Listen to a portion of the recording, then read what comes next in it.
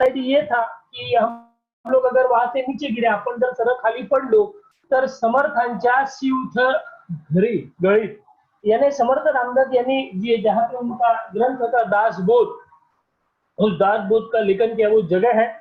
तेव्हा जर कोकणात जायचं नसेल तर देशावरच्या मातीत सावधपणे पावलं टाकत टाकत जायला हवं।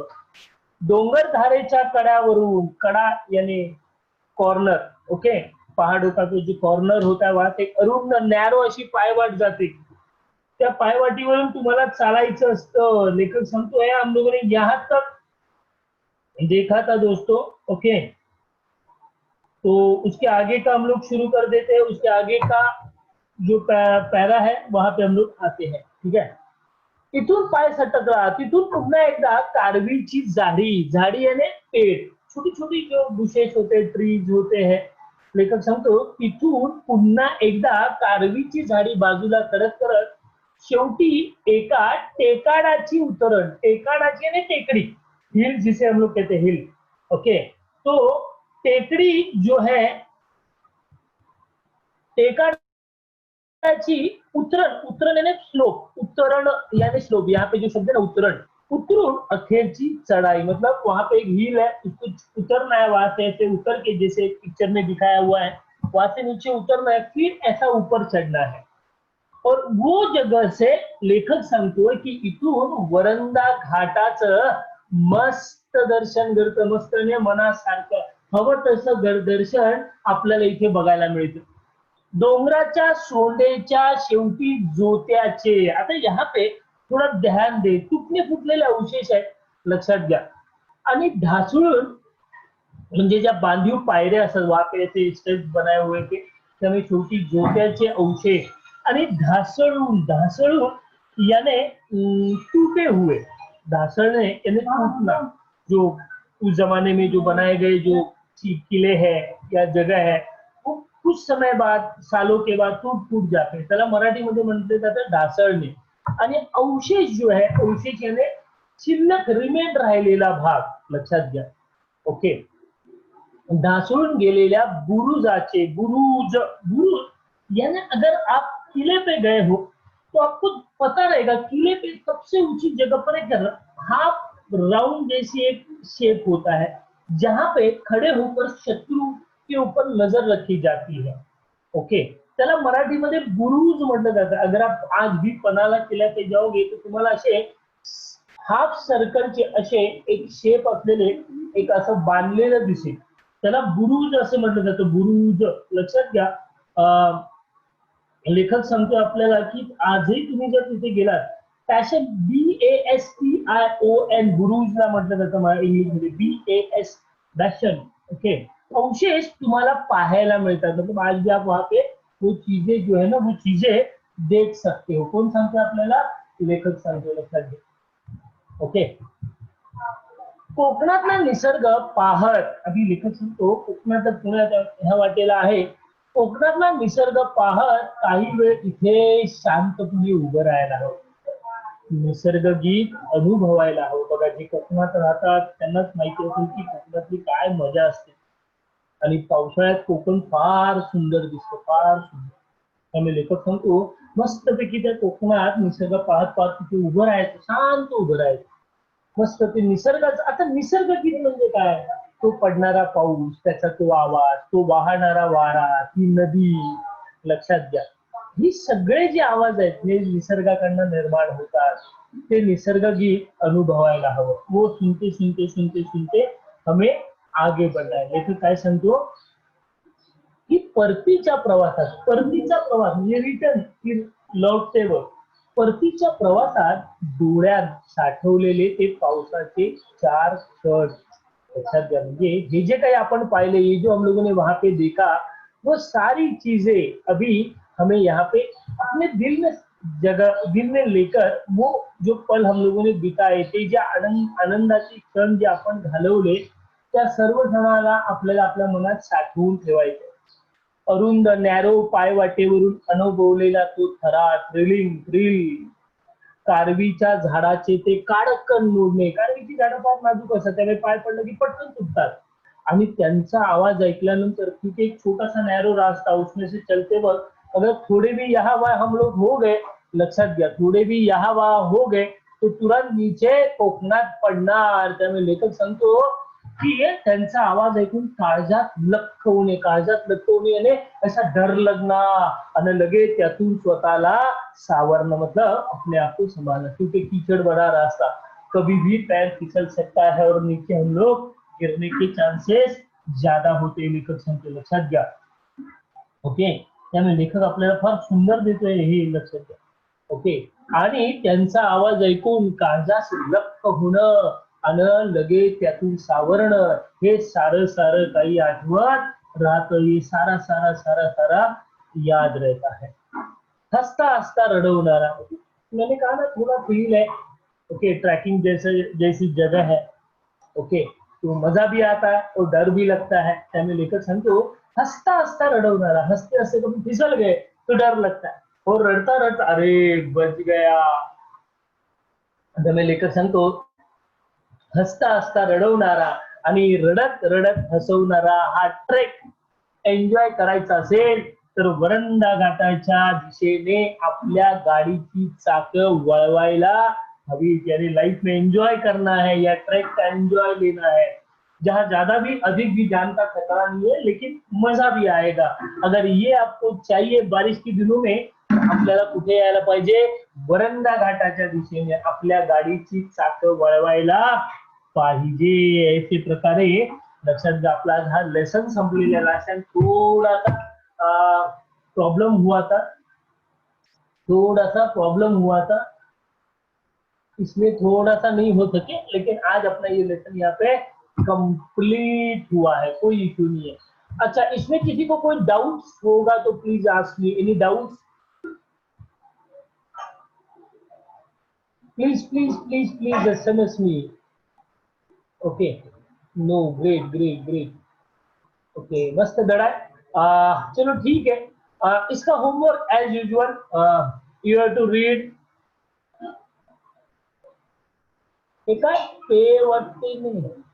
पायवाट यानी छोटा सा रास्ता. पायवाट यानी पहाड़ों का छोटा सा जो रास्ता होता है जहाँ हम लोग चल के जा सकते हैं नॉर्मली, त्याला मराठीमध्ये पायवाट म्हटलं जातं. त्याला मराठीमध्ये म्हटलं जातं पायवाट. लक्षात घ्या. ओके, त्यामुळे पायवाट त्याला म्हटलं जातं. पायवाट ज्या रस्त्याने आपण हलकासा जाऊ शकतो, जास्त असं फास्ट चालू नाही शकत, त्याला पायवाट म्हटलं जातं. ओके, चलो ठीक है. अच्छा, होमवर्क है, इसके नीचे जो भी एक्टिविटी बेस्ड क्वेश्चंस है दोस्तों, बहुत इजी है, छोटे छोटे सारे क्वेश्चंस है. Right by our own. Yes yes yes, question answer आपको ढूंढ के लिखने हैं, जितना हो सका ओन वर्ड्स में लिखिए दोस्तों. कोई भी गलती हो जाए, डिफिकल्टीज मतलब गलत हो जाए, कोई इश्यू नहीं है, अपने को ट्राई मारना है, याद रखना. तो don't worry about that. Okay, please try to write in your own words. Okay, for activity based question please search it in the textbook. Okay, proper answer ढूंढिए. और अगर आंसर ढूंढने हैं तो सबसे पहले ये लेसन आपको 2 बार पढ़ना है. ओके, कोई डाउट, कोई शक? तो होमवर्क क्या है, ये लेसन हमें 2 बार पढ़ना है और इसके क्वेश्चन आंसर हमें लिखने हैं. ओके, चलो नेक्स्ट लेसन है अपना, जो हम लोग अभी स्टार्ट कर देते हैं. ठीक है, ज्याचं नाव आहे नातवंडास पत्र. ये है काळजात लख्ख होणे चाहिए तो. ओके,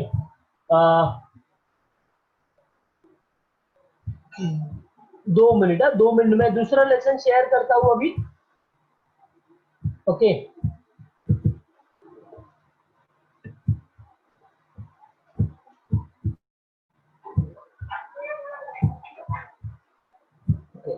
चलो लेट स्टार्ट. आपलं नाव आहे नातवंडास पत्र. सबको दिखाई दे रहा है? यस और नो, यस और नो, यस, ग्रेट. चला, नातवंडास पत्र एज यूजुअल पहला मैं लेसन पढ़ूंगा, आपको आपके टेक्स्ट बुक में देखना है, टेक्स्ट बुक सामने रखना है, या मैं स्क्रीन पे टेक्स्ट बुक लावूंगा, वहां पे आपको ध्यान देना है. तुम्हाला तिकडे बघायचं आहे आणि नुसतं बघायचं नाहीये, तर मी वाचत असताना माझ्या बरोबर बरोबर ते वाचायचंय please. Okay, please please please without fail. अच्छा, जोर से पढ़ना है दोस्तों, क्यों पढ़ना है, जोर से पढ़ना है. ओके. नातवंडास पत्र, लेखक आहेत नंदू नाटेकर. प्रस्तावना. नातवंडास पत्र हा पाठ नंदू नाटेकर यांनी लिहिला आहे. आपल्या नातवंडाशी, नातवंड याने काय ना, ग्रँडचाइल्ड, पात्र रूपाने संवाद साधताना लेखक त्यांना निसर्ग सानिध्यात गेलेले, लेखक त्यांना निसर्ग सानिध्यात गेलेले त्यांचे बालपण म्हणजे लेखकाचे बालपण, आपली बॅडमिंटनची आवड, त्यासाठी लागणारे सातत्यपूर्ण परिश्रम.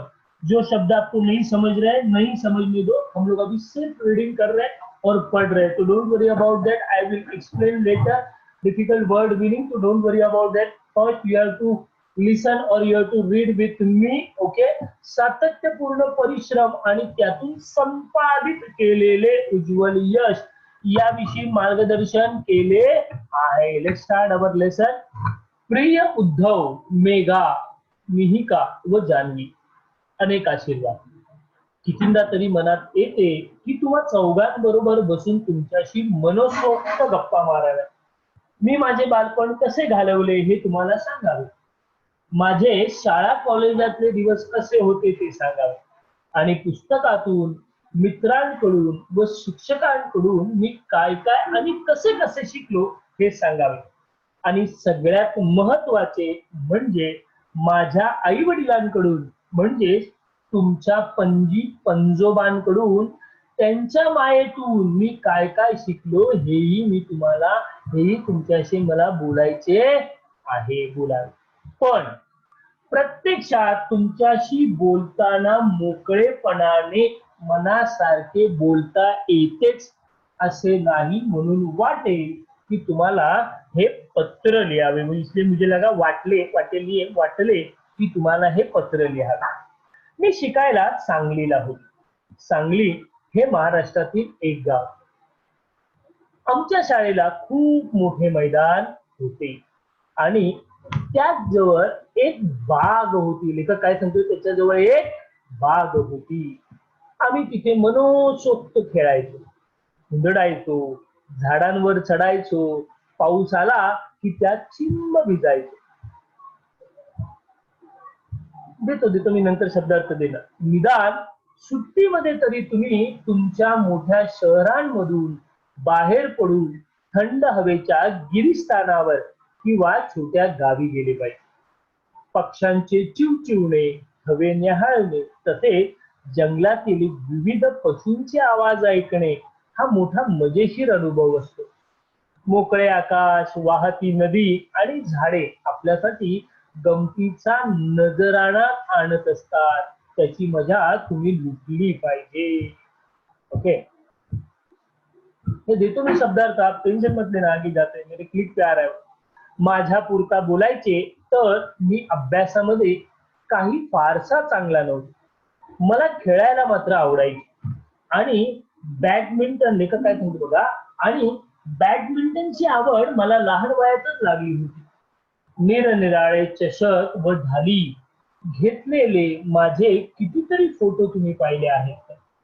सातत्याने परिश्रम करूनच मी विजेता खेळाडू होऊ शकतो.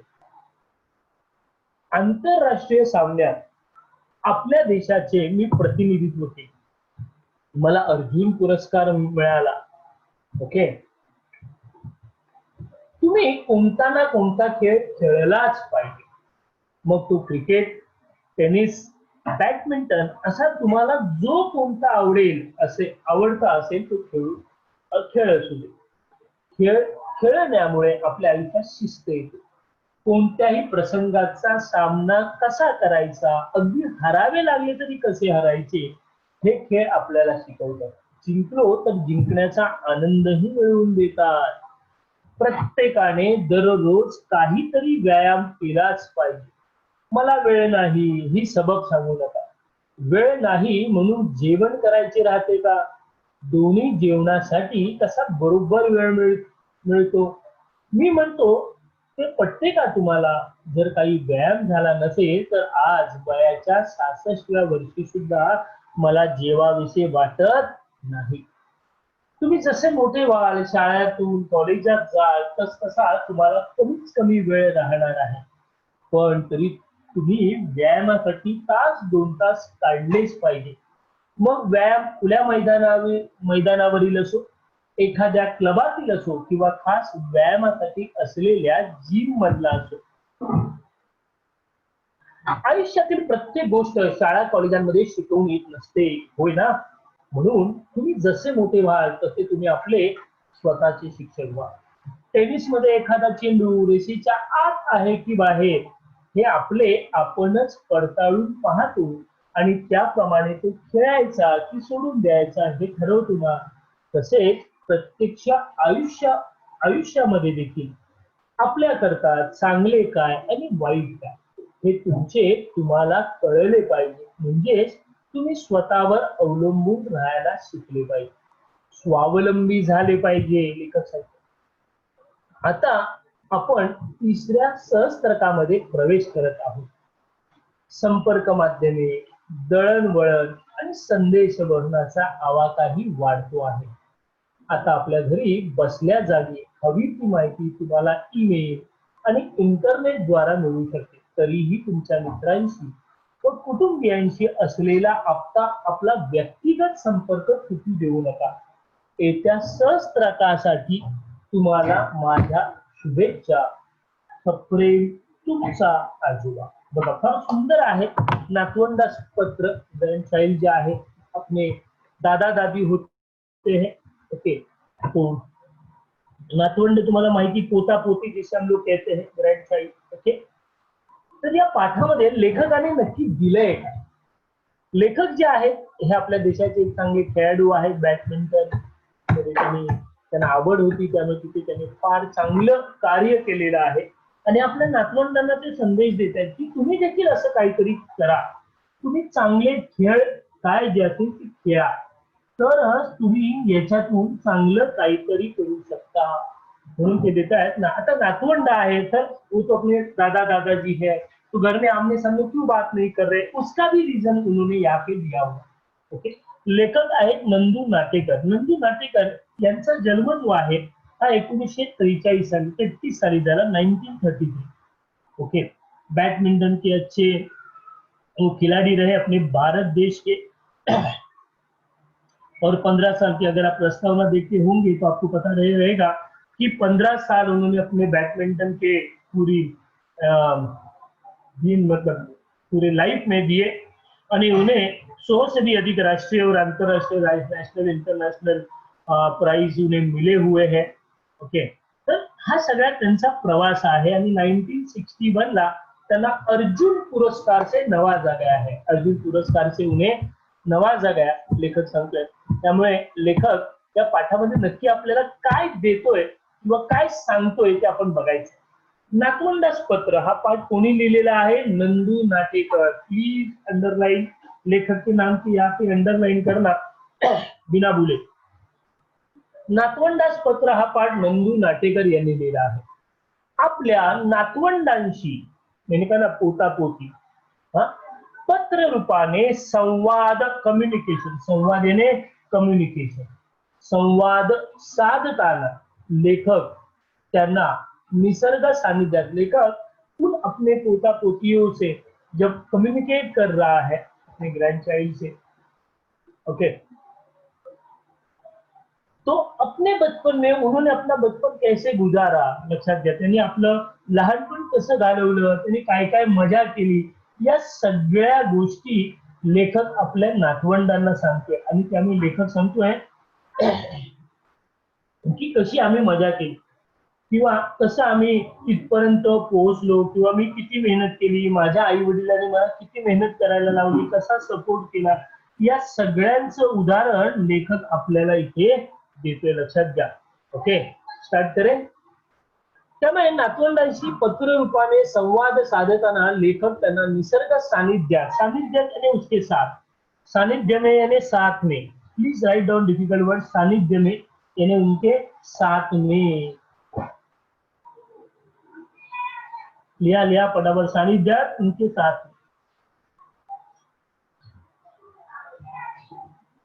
बालपण, आपली बॅडमिंटनची आवड, बॅडमिंटन मला जे आवडायचे ते बॅडमिंटनची आवड.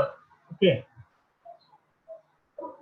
त्यासाठी लागणारे सातत्यपूर्ण, सातत्य म्हणजे कंटिन्यू, सातत्य म्हणजे कंटिन्युटी.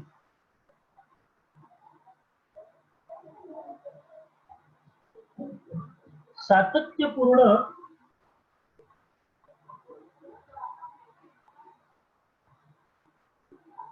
एफर्ट जे आहेत,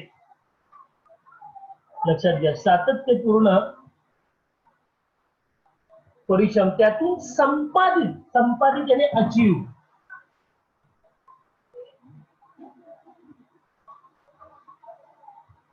संपादित करणे.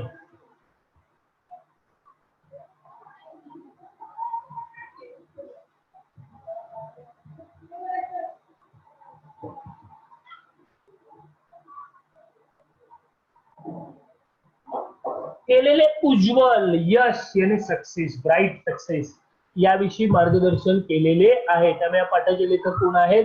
नंदू नाटेकर. आणि या पाठातून लेखकाने कशाविषयी सांगितलेलं आहे, तर आपल्या नातवंडांना त्यांनी कसं जीवन जगले याविषयी सांगितले. Let's start. त्यांच्या नातवंडांची नावं बघा काय आहे. उद्धव, मेघा, मिहिका व जान्हवी ही त्यांच्या नातवंडांची नावं आहेत. अपने नातवंड हम लोगों ने फॉर्मल लेटर में देखा था, शायद डेमो में बैठे होंगे तो अपने प्रियजन को हम लोग प्रिय लिखते हैं चिरंजीव, लेकिन यहाँ पे दादाजी जो है, मतलब आजोबा आहेत नंदू नाटेकर त्यांचे, लक्षात घ्या. आणि आजोबांचे वडील म्हणजे कोण? पणजोबा. अपने दादा दादी जो है उनकी जो माता पिता है त्यांना मराठीमध्ये पणजोबा म्हटलं जातं. लक्षात घ्या, पणजोबा म्हटलं जातं. ओके. ग्रँडफादर. प्रिय उद्धव, मेघा, मिहिका व जान्हवी, अनेक आशीर्वाद, गॉड ब्लेस यू. ते काय सांगतात बघा. कितींदा तरी मनात येते, बहुत बार ऐसे मन में आता कि आप चारों से बैठकर मैं अपना दिल खोलकर तुमसे गपशप लढा दूं, की तुम्हा चौघांबरोबर बसून तुमच्याशी मनसोक्त गप्पा माराव्यात. अच्छा, गप्पा मारायचे म्हणजे काय? पार्ट्या नाही करायच्या. मी कसं जगलो आयुष्य, मैंने जिंदगी आपके साथ कैसे बिता, इसके बारे में मुझे आपको बताना है. त्याने ते सांगतात बघा. मी म्हणजे नंदू नाटेकर, मी माझे बालपण कसे घालवावे, हे घालवले हे तुम्हाला सांगावे. मी कसे घालवले म्हणजे मी कसा जगलो हे मी तुम्हाला सांगावे. माझ्या शाळा कॉलेजातले दिवस कैसे होते, यानी जब मैं स्कूल में था या कॉलेजेस में पढ़ता था तो हम लोगों ने कैसे, देखो दोस्तों वो जमाना अलग था दोस्तों. आप जिस जमाने में पढ़ रहे हो वहां पढ़ाई के सिवा शायद और कुछ है ही. कोरोना की वजह से तो 4 महीने घर में लॉकडाउन है. ऐसे भी लॉकडाउन ही रहते, सुबह उठते हैं, स्कूल जाते हैं, दोपहर को आते हैं, खाना खाते हैं, क्लास को जाते हैं, फिर और कोई ड्राइंग क्लास है, तबला क्लास है, डांसिंग क्लास है, ये बहुत सारे हैं. फिर पूरा रात को 9 बजे हम लोग फ्री हो जाते, और तब जाके आधा घंटा अगर मोबाइल लिया तो घर वाले चिल्लाना शुरू, दिन भर मोबाइल पे रहता है, दिन भर, बंद कर. और अब ओके. त्यामुळे आपका जमाना अलग आहे. लेखक जिस जमाने में, लेखक ज्या जमान्यामध्ये जन्माला आला तो जमाना अलग होता. त्यामुळे लेखक सांगते, देखो दोस्तों की मैंने कहा जिंदगी जीनी चाहिए. लक्षात घ्या, मी माझे बालपण कसे घालवले ते तुम्हाला सांगावे. माझे शाळा कॉलेजातले दिवस कसे होते ते सांगावे. आणि पुस्तकातून, मित्रांकडून, शिक्षकांकडून मी काय काय आणि कसे कसे शिकलो, मतलब मेरे दोस्तों से, मेरे टीचरों से, मेरे दोस्त किताबों से मैं कैसे कैसे पढ़ा, मैं लाइफ में कैसे बड़ा बना, ये सारी बातें मैं आपके साथ शेयर करना चाहता हूँ. ये सारी चीजें मैं आपको बताना चाहता हूँ. लक्षात घ्या. ओके. त्यामुळे लेखक आपल्याला तेच सांगतो. आणि सगळ्यात महत्वाची, सबसे इम्पॉर्टंट चीज म्हणजे माझ्या आई वडिलांकडून, मेरे मम्मी पप्पा, मतलब लक्षात घ्या, लेखकाचे आई वडील, आणि तुमच्या पणजी पणजोबांकडून, म्हणजे लेखक उनके ग्रँडफादर आहे. तो लेखक के पिताजी उनके ग्रँडफादर है. म्हणजे त्याला मराठीमध्ये म्हटलं जातं पणजोबा. पणजी म्हणजे वो कहते हैं की मेरे माँ बाप से मैंने कैसे सीखा, त्यांच्या मायेतून मी काय शिकलो हे तुमच्याशी बोलावे, ये भी मुझे आपके साथ बात करनी है. कोण सांगतोय? लेखक सांगतोय की बाबा मला, मी कसं काय आयुष्यामध्ये आयुष्यामध्ये मी कसा एवढा मोठा झालो हे मला तुम्हाला सांगायचं आहे. लक्षात घ्या, लेखक फार सुंदर देतो. ओके,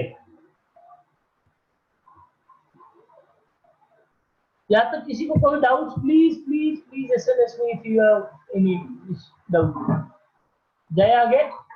चलो, पण प्रत्यक्षात यानी अगर मैं आपके साथ आमने सामने बात करूं तो लेकर समझो, शायद शायद मैं आपके साथ बात नहीं कर पाऊंगा. अगर मैं आपके साथ आमने सामने बात करने जाऊं तो शायद मैं आपके साथ बात नहीं कर पाऊंगा. इसलिए म्हणूनच मी तुम्हाला काय लिहित आहे, पत्र लिहित आहे, जेणेकरून मला माझ्या मनातलं तुम्हाला सांगता येईल. मुझे मेरी मन की बातें मैं आपको बता सकता हूँ. ओके, मी प्रत्यक्षात तुमच्याशी बोलताना मोकळेपणाने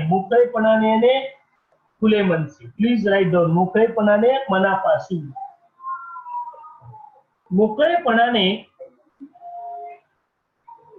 मोकळेपणाने मनासारखे, जैसा मन से मुझे बात करनी है बोलता येते असं नाही. क्योंकि रिस्ट्रिक्शन आएंगे ना, दादाजी है ओके, तो रिस्ट्रिक्शन आएंगे. इसलिए कहते हैं कि मैं आपको आमने सामने बैठकर मैं बात नहीं कर रहा हूँ, क्योंकि मुझे शायद मैं जितना आपसे बात करना चाहूँ मैं शायद डायरेक्टली आमने सामने उतना बात कर नहीं पाऊँ.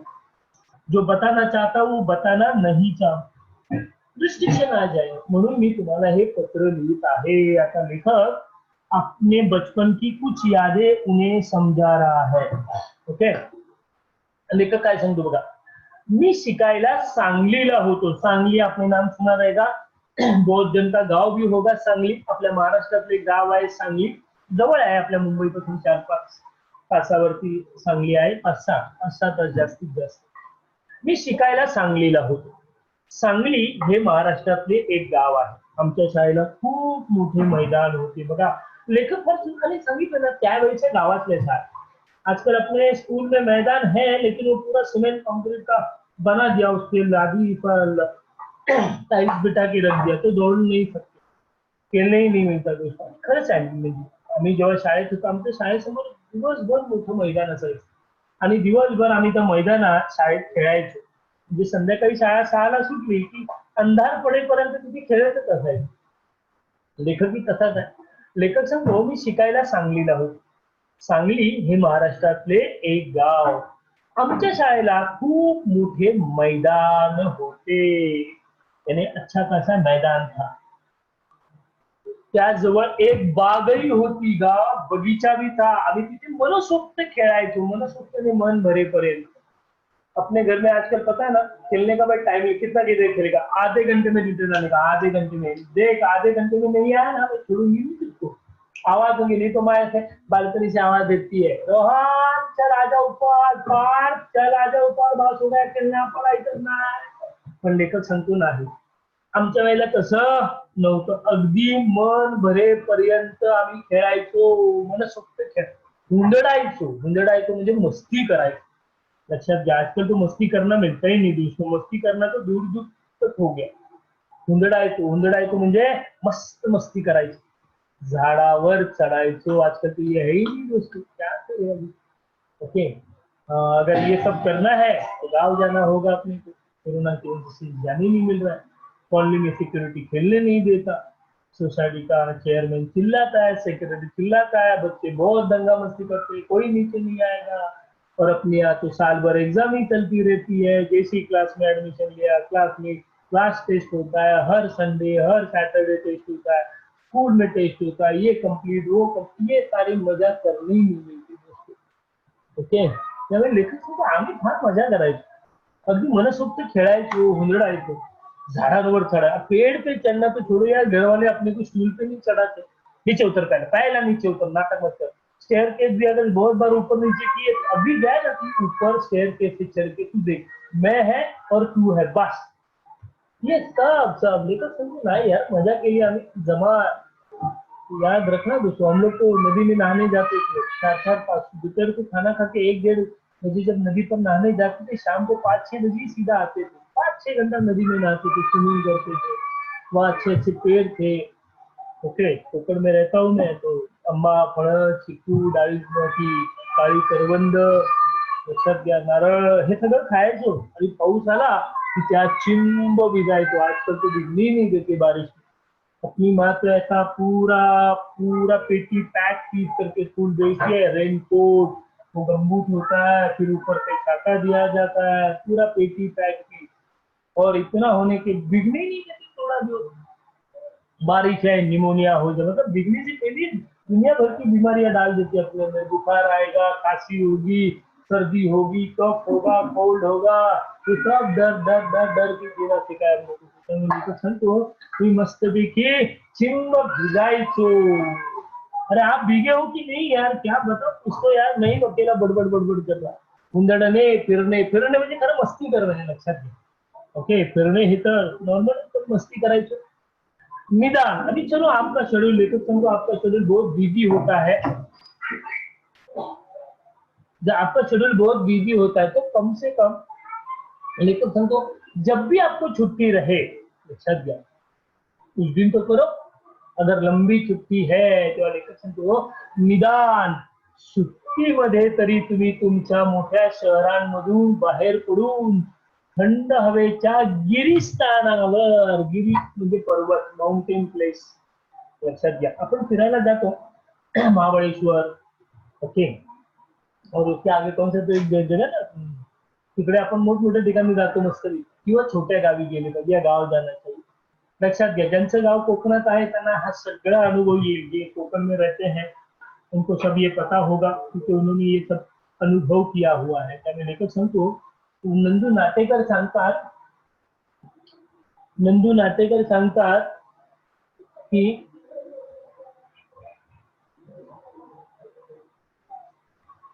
नंदू नाटेकर काय सांगतात बघा. चलो और नहीं, लेकिन छुट्टियों के दिन तो आप कम से कम बड़े बड़े जहाँ माउंटेन है ऐसी जगह जाइए, घूमने जाइए. अगर कुछ नहीं है तो ऐसे गांव में जाइए जो टिपिकल गांव है. अच्छा क्या, कोई शहर से बहुत दूर है, वहां पे जाइए. पक्ष्यांचे चिवचिवणे यानी पंछियों की आवाज, त्यांचे थवे, थवे यानी उनका ग्रुप, बर्ड, पक्ष्यांचा समूह, जंगल के अलग अलग पशुओं की आवाज. लक्षात घ्या. उड़ पेकर होता था, हम लोग जब छोटे थे ना, मेरे घर के सामने पीपल का पेड़ था, उड़ पेकर होता था, टाप टाप सुबह सुबह आते थे.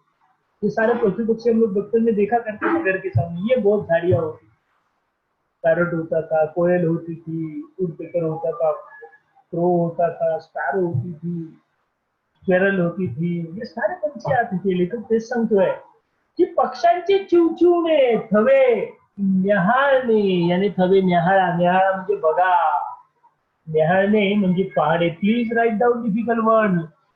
R you writing or not? Please SMS.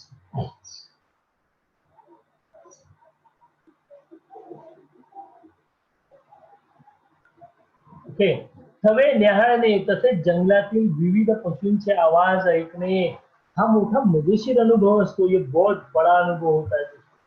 और खुला आसमां, मोकळे आकाश, वाहती नदी, बहने वाली नदी, और ये सारी झाडिया आपल्यासाठी गमतीचा नजराणा. नजराणा म्हणजे गिफ्ट, लक्षात घ्या, मौल्यवान गिफ्ट. अरे मजा येते यार. बारिश के दिनों में जो नदी होती है ना, ऐसे बहती है जैसे हम लोग टीवी में या डिस्कवरी पे देखते हैं, ऐसी गांव की नदियां बहती है दोनों तरफ से. ओके, और बहुत ही एक अलग ही मजा होता है दोस्तों. म्हणून ते सांगतो, झाडे आपल्यासाठी मस्त गमतीचा नजराणा आणत असतात. त्याची मजा तुम्ही लुटली पाहिजे. लूटना है, ये मजा लूटना है दोस्तों. अपनी डेली रूटीन से थोड़ा बाहर आना है और सब टेंशन छोड़कर, ओके, हमें ये सारी चीजें अनुभवनी है. या साऱ्या गोष्टींचा आपल्या मस्त असं चिखलात उड्या मारायच्या, पावसात भिजायचं, पावसात क्रिकेट खेळायचं, वरून मस्त धो धो धो धो पाऊस पडते, फुटबॉल खेळणे. ओके, बहती हुई नदी आहे, मस्त असं जायचं, फिशिंग करायचं, झाडावर चढायचं, झाडावरून पडायचं, खुला आसमां देखने का, जंगल के सारे पशु पक्षी देखना, लाइव देखना, पिकॉक देखिए, ओके, डियर देखिए, ये सारी सारी मजा कीजिए. लेखक सब त्यांची मजा तुम्ही लुटली पाहिजे. पण लेखकाला भी खुद के बारे में देखो, ये तो सब करना ही है, लेकिन कुछ हॉबीज भी है जो हमें अपने अंदर भरनी है, आपल्याला जोपासायची. माझ्या पुरता बोलायचे, अगर मेरे बारे में बात करनी है तर मी अभ्यासामध्ये काही फारसा चांगला नाही. देखो लेखक भी अपने जैसा ही है। पढ़ाई में बहुत कुछ ऐसा, बहुत क्लेवर स्टुडंट था ऐसा कुछ है नहीं दोस्तों, लक्षात घ्या. मला खेळायला मात्र आवडायचं, लेकिन ये तो हर बच्चे को पसंद आता है दोस्तों. जैसे बंदर को गुलाटी मारना पसंद आता है, शेर को शिकार करना पसंद आता है, वैसे इंसान के बच्चे को खेलना तो बहुत, घर वाले घर खेलने ही नहीं देते थे. दिन भर ऐसा लॉकडाउन में लॉक करके बिठा दिया पूछो बस. बाहर देख मास्क पहन, मास्क पहन. ठीक है दोस्तों, वो तो पहनना है क्योंकि वो आज की जरूरत है. लेकिन जब कोरोना जाएगा, याद से लाइफ के लिए अपना समय निकालो. साइकिलिंग करो, स्विमिंग करो, जॉगिंग करो, ओके. या दूर कहीं पे चलते चलते टहलने जाओ, गपशप लड़ाओ दोस्तों के साथ, badminton Khelo, table tennis Khelo, cricket Khelo. घर में मत खेलो, बस मैदान में जाकर खेलो दोस्तों. पसीना बहना चाहिए, पसीना. एक्टिव रहते हैं हम लोग, बहुत स्टैमिना बहुत बढ़ जाता है. पुराने जमाने के लोग देखो कैसे मजबूत है, ओके. अपने घर में साइकिल ला के दिए, चलाने नहीं देते, तुम्हारे पे डाल के रख दिए है. दरवाजे पे साइकिल है, हवा ही नहीं है साइकिल में, टायर पंक्चर है, 4 महीना हो गया पंक्चर ही है टायर. एक मिनट में पानी पी लो. हाँ,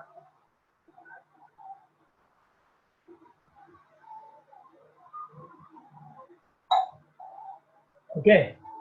वैसा है, क्रिकेट में सब है, सब है, बैट है, बॉल है, सब है. फिर घर वाले अगर लेके गया बैट, बैट ही तुझे मैं फोड़ूंगा, फोड़ूंगा, आया ना सर. सब ऐसा ही हो रहा है सर हमारे घर में. खेलो खेलो, 10 दिन 1 घंटा दिन में खेलो दोस्तों, संडे के दिन 2 घंटा खेलो बिंदास. स्विमिंग करो. मला खेळायला मात्र आवडायचं, आणि बॅडमिंटनची आवड मला लहान वयातच लागली. लेकर सांगतो, बैडमिंटन मुझे बचपन से ही अच्छा लगता था. बैडमिंटन, लेकर सांगतो, मला लहानपणापासूनच बॅडमिंटन फार फार फार आवडायचं, ओके. निरनिराळे अलग अलग चषक आणि ढाली, ट्रॉफी, ओके. ढाली यानी मतलब ट्रॉफी, उसका ओव्हरऑल वही अर्थ होता है. घेतलेले माझे कितीतरी फोटो तुम्ही पाहिले आहेत, आणि मी चॅम्पियन झाले. तर सांगतो, मी खूप खेळलो बॅडमिंटन, मला खूप आवडायचं. बॅडमिंटन मध्ये मला प्राइज देखील भरपूर भेटलेले आहेत. याद रखना, सातत्याने परिश्रम करून विजेता खेळाडू ये है दोस्तों. 22 साल क्रिकेट खेलना कोई मामूली बात नहीं है. क्रिकेट का भगवान बन गए थे लोग, लेकिन ऐसे नहीं बने दोस्तों.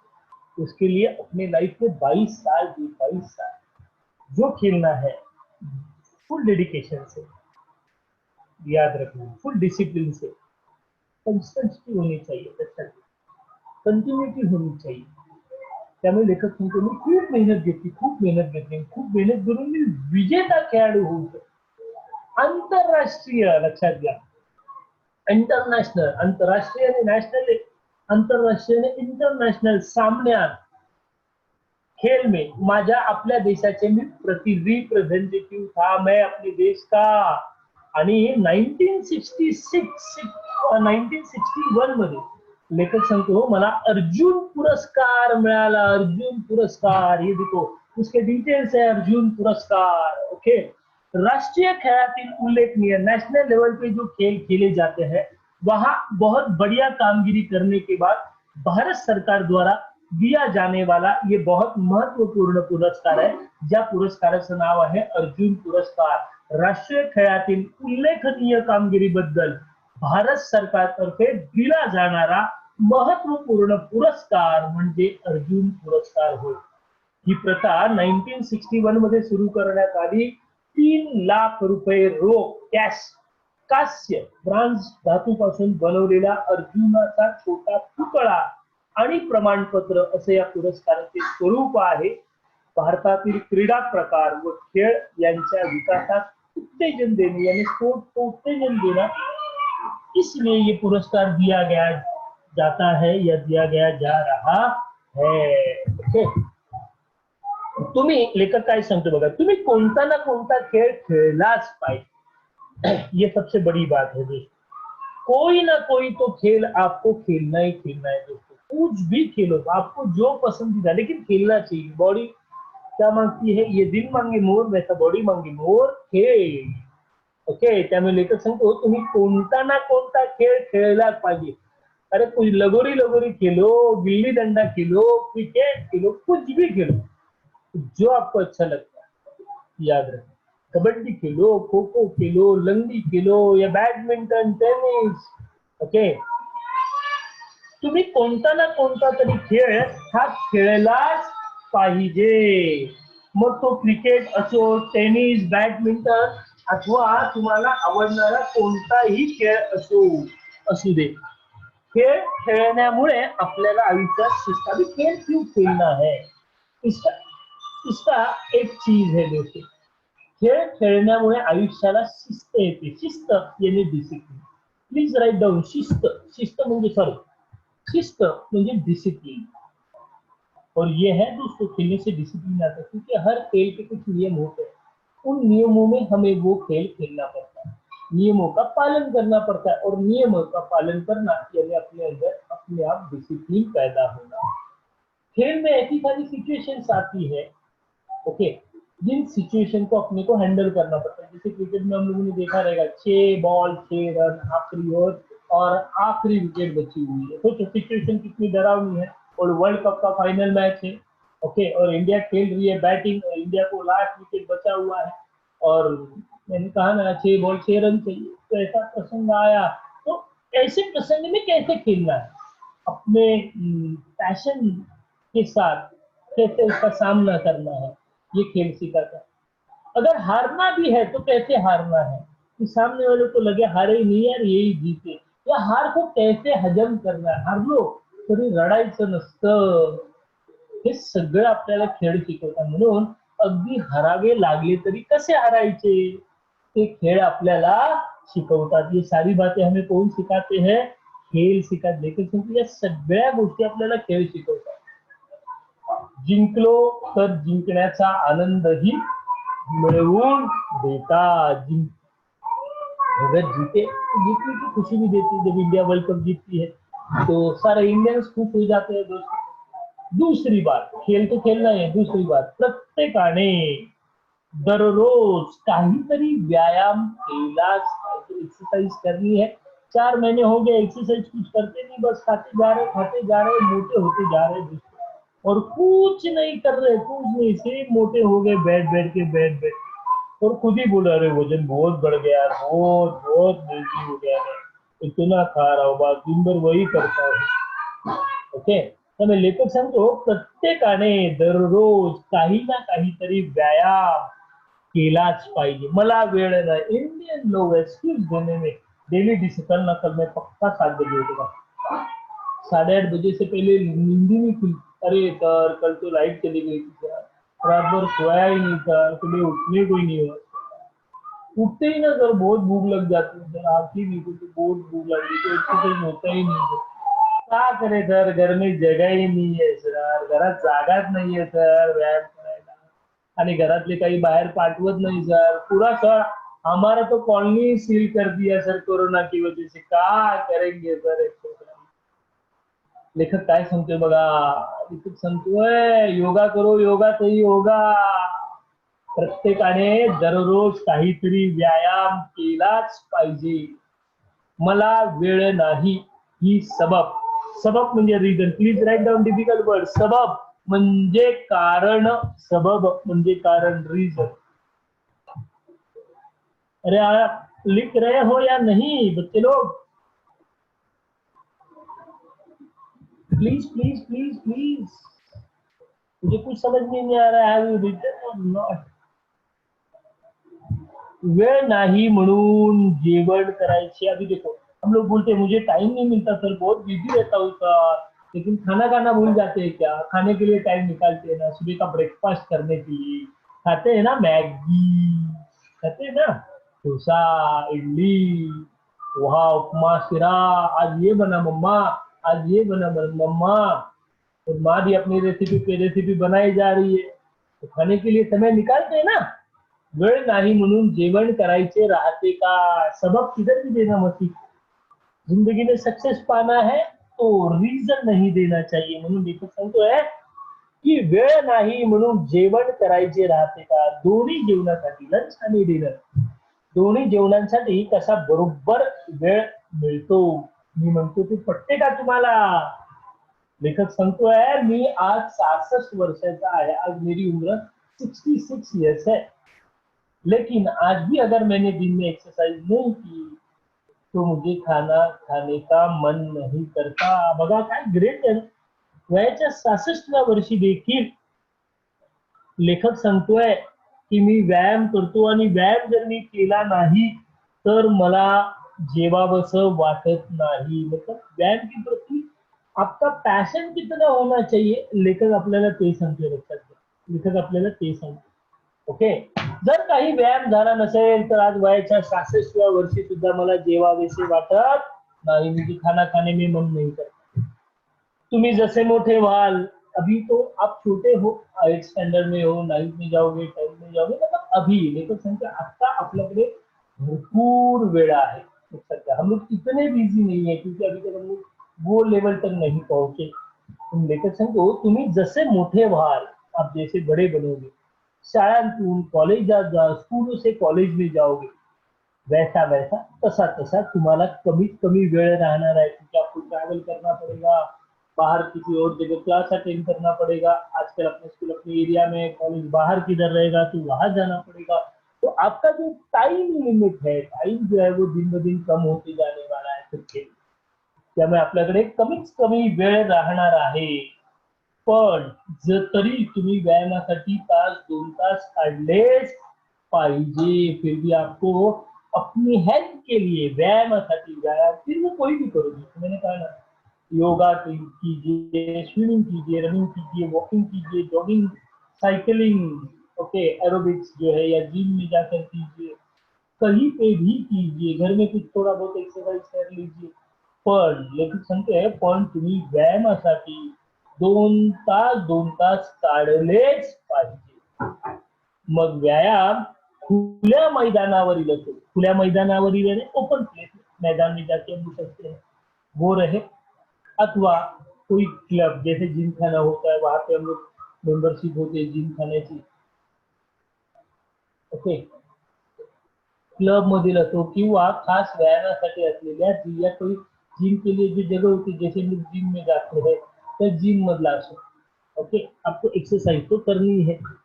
आयुष्यातील प्रत्येक गोष्ट, देखो हर चीज स्कूल में या कॉलेजेस में पढ़ाई नहीं जाती है, कभी कभी खुद को ही सीखना पड़ता है. अभी घर वाले भी बोलते हैं अभी तू थोड़ा बड़ा बन गया, अभी खुद से सीख, हर चीज का हम लोग बताएंगे क्या तुझे, इतना भी तुझे समझ में नहीं आता. हम लोग बोलते हैं, ये सारी बातें हम लोग सुनते हैं, त्या सगळ्या गोष्टी आपण आपल्या घरी ऐकतो. त्यामुळे लेखक सांगतो की आयुष्यातील प्रत्येक गोष्ट शाळा कॉलेजातून शिकवून येत नसते, स्कूल कॉलेजेस में पढ़ाई नहीं जाती. होय ना. म्हणून तुम्ही जसे मोठे व्हाल, आप जैसे बड़े बनोगे, तुम्ही स्वतः स्वतःचे शिक्षक व्हा. आप खुद अपने टीचर बनो. टेनिस मध्ये एखादा चेंडू, टेनिस खेलते हो कोई, ये जैसे टेनिस खेलते हैं ना, वो सामने वाला बॉल मार देता, तो अभी वो अपने कोर्ट में गिरने वाला है या नहीं गिरने वाला, ये अपने को डिसाइड करना होगा. तो उसको मारना है या उसको छोड़ देना है. आपने क्रिकेट भी देखा रहेगा, बहुत सारे बॉल जब बॉलर डालता है तो क्रिकेटर बैट्समैन कई बॉल छोड़ देता है, उसको मारता नहीं है, उसको खेलता नहीं. त्याने कौन से बॉल खेळणे, कौन से छोडणे हे खुद को सीखना पडेगा. तसं आयुष्यामध्ये नक्की काय करायचं हे आपण आपलं शिकलं पाहिजे. म्हणून तुम्ही जसे मोठे व्हाल तसे तुम्ही आपले स्वतःचे शिक्षक व्हा, खुद के टीचर बनो. क्योंकि सारा ज्ञान स्कूल कॉलेजेस में नहीं पढ़ाया जाता. 80% बातें, दोस्तों सच कहता हूँ, 80% बातें लाइफ की खुद को ही सीखनी पडते. आयुष्यातले 80% नॉलेज हे स्वतःलाच घ्यावं लागतं. टेनिस मध्ये एखादा चेंडू, चेंडू म्हणजे बॉल रेषेच्या आत आहे, लाइन बॉर्डर लाइन के अंदर है या बाहर है. ओके. हे आपलं आपणच ठरवायचं असतं, आपल्याला आपणच ठरवायचं असतं. हे आपले आपणच पडताळून पाहतो. पडताळून पाहणे म्हणजे चेक करणे, पडताळून पाहणे, चेक करणे.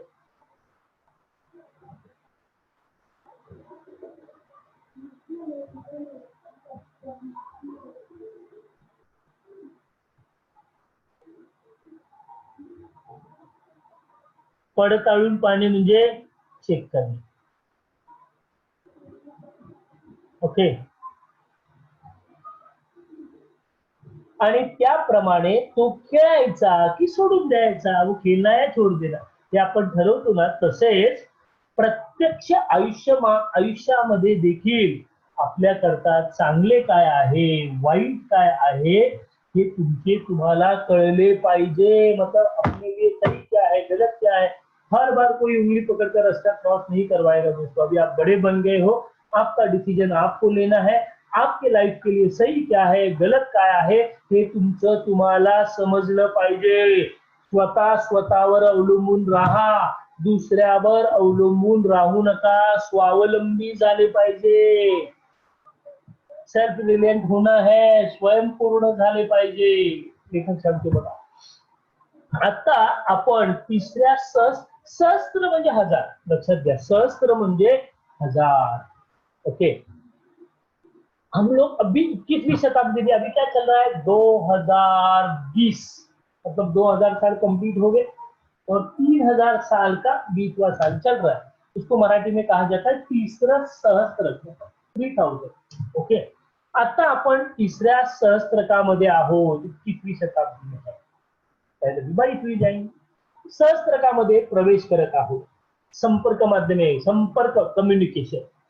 ओके. अच्छा, कम्युनिकेट करते हैं हम लोग घर में बैठ के. मैंने कहा ना, आज हम लोग जूम पे पढ़ रहे हैं.